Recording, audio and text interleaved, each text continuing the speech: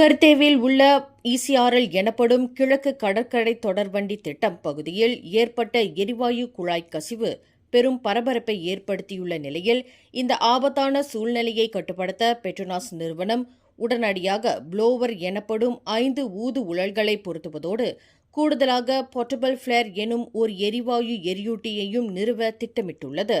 இதனால் கசிந்த வாயுவை பாதுகாப்பாக காட்டுப்பகுதிக்கு வெளியேற்ற முடியும் என கெமமான் மாவட்ட காவற்படையின் தலைவர் சூப்பரிண்டென்டன்ட் முகமது ரஸி ரொஸ்லி தெரிவித்துள்ளார். தற்போது நிலைமை கட்டுப்பாட்டில் இருப்பதாகவும் காற்று மாசு அளவு இயல்பாக இருப்பதாகவும் அவர் உறுதிப்படுத்தியுள்ளார்.